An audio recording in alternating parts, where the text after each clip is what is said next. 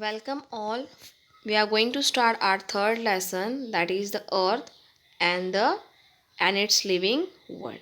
So before we start our lesson, we have already studied our two lessons. We have seen the solar system. We have also seen the motion of the earth. Now what is actually located or situated inside the earth, and we are going to see the living world which has been present on earth. Okay, now you can see in this picture they have given you the cow is grazing there. The birds are flying in the sky. There are clouds on the topmost part. Okay, so what they have been classified, they have given you a few names. Now one thing you should remember, our surrounding, or we are totally surrounded with air, a layer of air, and that layer of air which is present is called as atmosphere. The land upon which we are standing, that is called as lithosphere, and the water which is present on the land surface is called as hydrosphere. And when these three spheres come together, atmosphere means air, lithosphere means land, and hydrosphere means water, the biosphere is formed. Okay, so we will just focus now on our next part. On the surface of the earth, we find that land in some places and water in others. If you have observed, you are knowing that there is 71% of water present on earth and 29% is our land. Our earth is surrounded by the atmosphere. There are living things on land, in water, and also in air. You can see the living things present on land also, in water also, and few are present in air also. The sun is the cause of many natural processes on the earth. Now you can tell me one thing, the water cycle or the rainwater which we are getting, it is also one process, it is also one natural process which is happening because of the sun. Now, water, land and air constitute envelope of the earth, namely called as hydrosphere, lithosphere and atmosphere. So what is water said to be as? Yes, it is said to be as hydrosphere, land is said to be as lithosphere, and air is said to be as atmosphere. And biosphere means what? Yes, it is the combination of all these three sphere. Now we'll just go further and study about the lithosphere and the hydrosphere. The earth crust is hard. Is it soft? Can you tell me? No, it is very hard. It is mainly made up of rocks. When we travel in the hilly regions, we see the layer of soil and rock along the road cuts. We see the grassy expanses of the land in some places and only sand in others. If you go near the beach area, you can see the sand over there. But when you are traveling in the ghats, when you are traveling on the mountains, you can see the soil structure is also very different.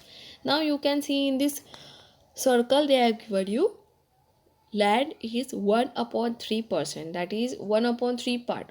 If you are considering, only 1 upon 3rd part of the earth is covered with land, and remaining 2 upon 3rd part is covered by water. That is 71% is water and 29% is land. The land is covered with the crops in some places and with forest in others. Sometimes we get to see the deeper layer of soil into which trees roots spread. You can see sometimes when you are traveling in mountains that the some of the roots are coming out of the layer of the soil which you can clearly identify. At others, we see rocks peeled apart by the tree roots. Sometimes we can observe that because of these tree roots, some soils and some land is being separated. There are gentle mountain slopes as well as sheer cliffs of rock. All these land features are the part of a lithosphere.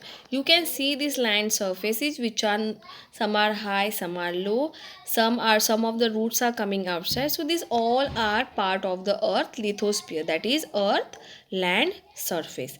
Much of the earth surface is occupied by water. The lithosphere extend under this water too. Below this water surface, what is present? Yes, there is land.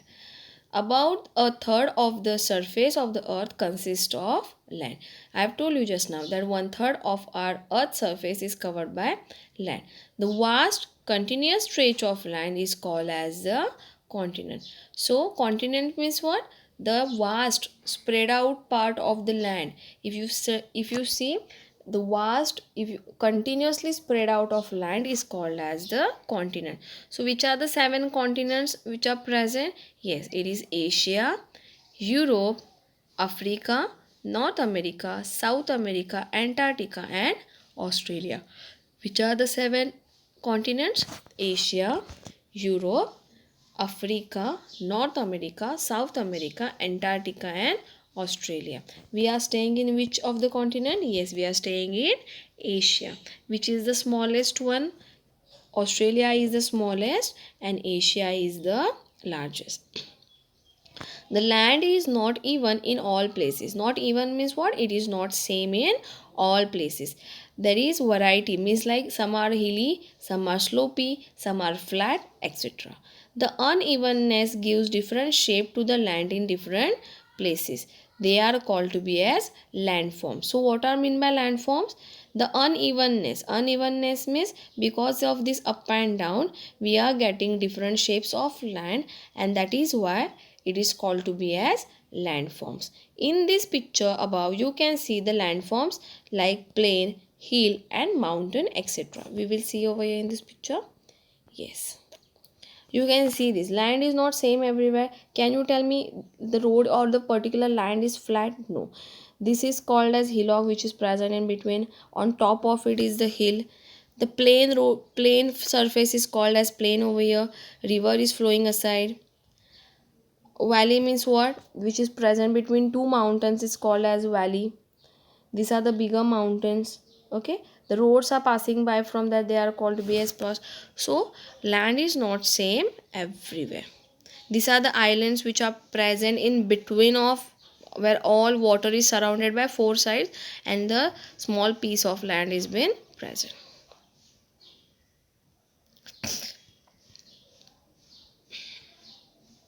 Two-thirds of the earth's surface is covered with water. Most of the water is in oceans. Ocean water means yes, it is the salty water present. There are 5 oceans, namely Atlantic, Pacific, Arctic, Southern Ocean and Indian Ocean. Which are the 5 oceans? Atlantic Ocean, Pacific Ocean, Arctic Ocean, Southern Ocean and Indian Ocean.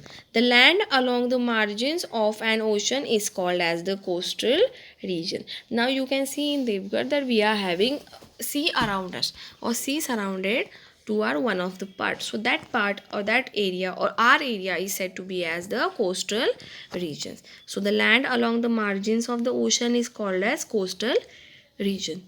Water bodies of different shapes and sizes are formed along the coast. For example, sea, bay, strait, gulf, creek, etc. These water bodies are part of the ocean. So ocean bodies are also been divided into few parts. Some are, one is said to be a sea, another is bay, strait, gulf, creek, etc. Sometimes you can see that land surface is present on the third side and one part is fully open. Sometimes you can see the open sea also. Now the surface water we are going to start. There are many streams of water flowing over the land. This water is not salty but fresh. If you have seen, when there is rainy season, water is been flowing. That water which is flowing, it is not salty but it is muddy and it is fresh. These streams of water may be real. Fresh water means not fresh for drinking. It is not consisting of salt in it. These streams of water may be rills, brooks, streams or rivers. Rills are the smallest and rivers are the biggest. Rills means what? The smallest, which are just like we can say in Marathi we call as hare. So they are adding the water into our wells also. So, and the rivers are the biggest streams of water. Rills, brooks, streams join together to form rivers. If you have seen, many small rills, streams come together and one big river is been formed. Rivers which join to make the sea, and rivers, they are coming together and they are forming the big sea. And these small rivers which are joining to form the big river are said to be as the tributaries. In some places, the river cascades down a sudden drop. Cascades means what? There is an immediate drop for that river, and they are said to be as the waterfall. You can see the water how it is coming down. So there is a sudden cascade, and that is why it is said to be as the waterfall. And finally, whatever the water is present in the rivers and etc., it is flowing down into the oceans. Now, what are lakes? Lakes, the water body formed by the water collecting naturally in a low-lying area, is called as lake. If you have seen around particular surface which is present on land, if water is being getting collected because of rain, it is said to be as the lake. Now, water is also present in the form of ice in areas such as Antarctica, where it is polar area or the polar regions.